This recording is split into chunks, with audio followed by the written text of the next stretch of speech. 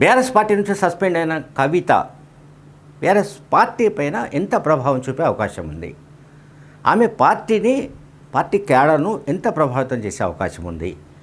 Party cadre కానీ party నేతలు కానీ ఆమె ప్రభావానికి లోనే అవకాశం ఉందా? ఎంత మేరకు లోనే అవకాశం ఉంది? ఆమె వల్ల ఎంత ప్రభావం ఉంటుంది పార్టీ పైన, బీఆర్ఎస్ పార్టీ పైన? దీనిపైన ఒక సంస్థ సర్వే జరిపింది. ఆ సర్వేకి సంబంధించి నేను కొంత బ్రీఫ్ చెప్పాలని అనుకుంటున్నా. వాళ్ళు ఒక క్వశ్చన్ వేశారు, అంటే ప్రజాభిప్రాయం తీసుకోవడానికి ప్రయత్నించారు. కవిత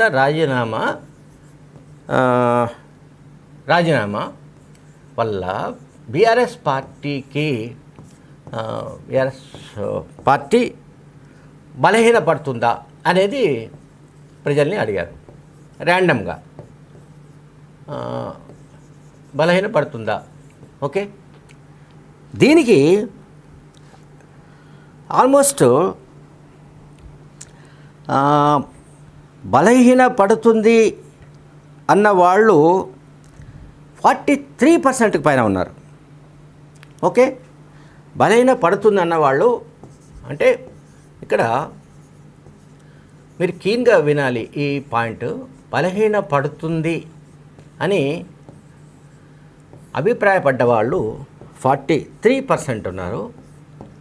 ఓకే, ఏమీ కాదు అంటే ఎటువంటి ప్రభావం చూపదు అనే వాళ్ళు ఒక 31% ఉన్నారు.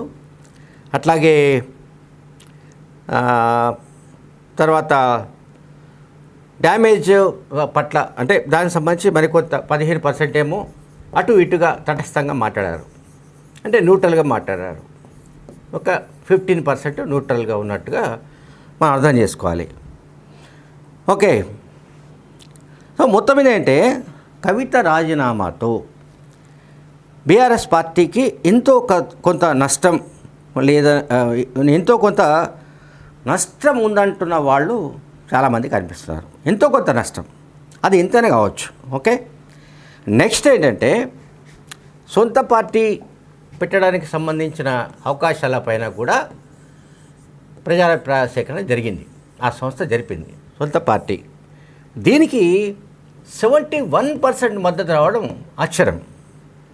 అంటే కాంగ్రెస్లోకి వెళతారా అంటే కేవలం 4% మాత్రమే వాళ్ళు చెప్పారు. అట్లాగే బీజేపీలోకి వెళ్ళే ఛాన్సెస్ గురించి కూడా కేవలం 1% మాత్రమే ప్రజాభిప్రాయం వచ్చింది. ఇండిపెండెంట్గా ఉంటే ఎట్లా ఉంటుంది అంటే ఆల్మోస్ట్ దీనికి సంబంధించి 16% ప్రజలు మద్దతు తెలిపారు. సరే, ఆమె రాజకీయ భవిష్యత్తు గురించి తమకు తెలియదు అన్నవాళ్ళు ఒక ఆల్మోస్ట్ 8% ఉన్నారు. ఓకే, 8% ఉన్నారు. అంటే ఇక్కడ ఏంటంటే కవిత సొంత పార్టీ పెట్టే అవకాశం ఉందా అంటే 71% దానికి ఓటేశారు. అంటే ప్రజలు 71% ప్రజలు అవును ఆమె సొంత పార్టీ పెట్టే ఛాన్సెస్ ఉన్నట్టు చెప్పారు. కాంగ్రెస్ పార్టీలో చేరే అవకాశాలు మాత్రం కేవలం 4% అని మాత్రం చెప్పారు. 4% చెప్పారు. అట్లాగే బీజేపీలో చేరే ఛాన్సెస్ ఆల్మోస్ట్ నిల్, 0.01 అంటే ఆల్మోస్ట్ నిల్. అండ్ స్వతంత్రంగా ఇండిపెండెంట్గా ఆమె రాజకీయంగా కార్యకలాపాలు చేపడితే ఎట్లా ఉంటుందంటే అట్లా 16% అటువైపు మొగ్గు చూపారు ఇండిపెండెంట్ విషయం. సరే, తెలియదు అన్నవాళ్ళు, ఆమె రాజకీయ భవిష్యత్తు గురించి తెలియని వాళ్ళు ఒక 8% ఉన్నట్టుగా మనకి సర్వేలో కనిపించింది. సొంత పార్టీ పెడితే మద్దతు ఎట్లా ఉంటుంది? ఓకే, ఎవరు? కవిత. సొంత పార్టీ పెడితే మద్దతు అనే దానికి సంబంధించి ఆల్మోస్ట్ 31% మేము సపోర్ట్ చేస్తామని చెప్పారు. ఓకే, 31 మంది సపోర్ట్ చేస్తామని చెప్పారు, సపోర్టింగ్. ఓకే, అండ్ ఎజెండాను బట్టి సపోర్ట్ చేస్తామన్న వాళ్ళు ఇక్కడ ఫస్ట్ చెప్పాల్సింది ఏంటంటే 25% మాత్రం, అంటే వీళ్ళు ర్యాండమ్గా తీసుకున్న అభిప్రాయాల్లో 25% మంది మాత్రం మేము మద్దతు ఇవ్వమని చెప్పారు. Right, okay. 31% మంది మాత్రం మేము మద్దతు ఇస్తామని చెప్పారు. 25% మంది మాత్రం మేము మద్దతు ఇవ్వమని చెప్పారు. అండ్ ఎజెండాను బట్టి మాత్రం 44% మంది ఎజెండాను బట్టి ఇస్తామని చెప్పారు. ఎజెండా అంటే రాజకీయ వైఖరి. ఎజెండా అంటే ఆమె ఏ లైన్ తీసుకుంటుంది అనేది ప్రధానంగా. ఇప్పుడు ఆమె ఫర్ ఎగ్జాంపుల్ తెలంగాణ అంటే సామాజిక తెలంగాణ గురించి ఆమె పదే పదే మాట్లాడుతున్నారు. సామాజిక తెలంగాణను ఎజెండాగా తీసుకొని ఆమె కార్యక్రమాలు నిర్వహిస్తున్నారు. రౌండ్ టేబుల్ సమావేశాలు నిర్వహించారు. దానికి సంబంధించి విస్తృతంగా ప్రజల్లో కూడా ప్రచారం తీసుకువెళ్తున్నారు. అండ్ తాజాగా ఇది మంగళవారం మీడియాతో మాట్లాడుతూ కూడా కేసీఆర్ కనుక మూడోసారి గెలిచి ఉంటే సామాజిక తెలంగాణ వచ్చేదని చెప్పారు ఆమె.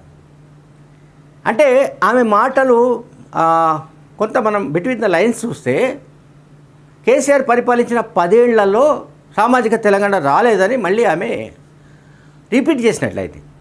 అంతకుముందు అదే విషయం చాలా సందర్భాల్లో చెప్పారు ఆమె. ఇప్పుడు మళ్ళీ చెప్పింది ఏంటంటే ఆయన మూడోసారి ముఖ్యమంత్రి అయ్యి ఉంటే అని చెప్పారు ఆమె. కనుక సామాజిక తెలంగాణ ఎజెండాతో కనుక ఆమె వెళితే మేబీ 44+31, ఇక్కడ మనం 44 ఎజెండాను బట్టి అండ్ 31 అంటే 76% మంది కవిత సొంత పార్టీ పెడితే మద్దతు ఇచ్చే అవకాశం ఉన్నట్టు తెలుస్తోంది.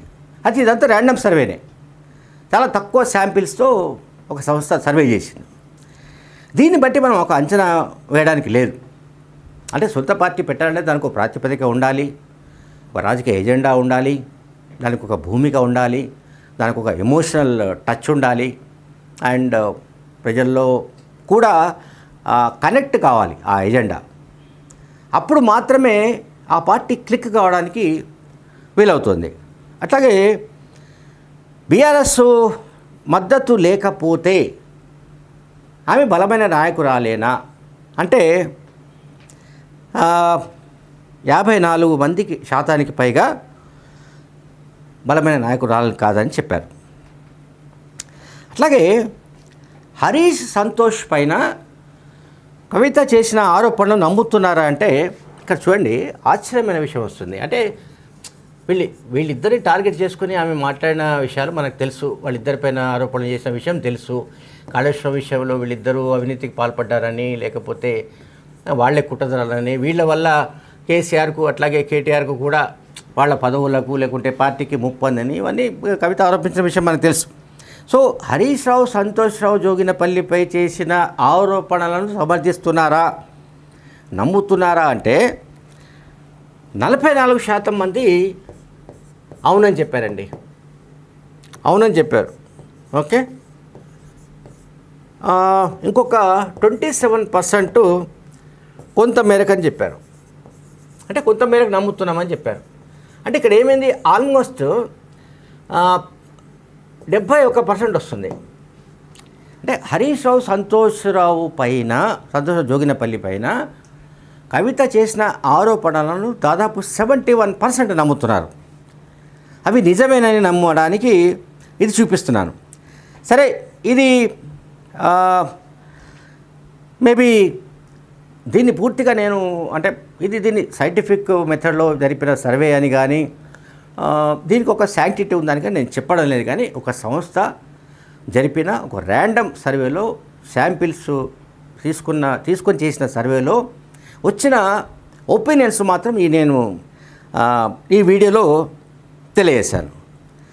అందువల్ల ఏంటంటే మొత్తం మీద కవిత ఇంపాక్ట్ అయితే తెలంగాణ పాలిటిక్స్లో మున్ముందు ఉండే అవకాశం ఉంది. Thank you very much.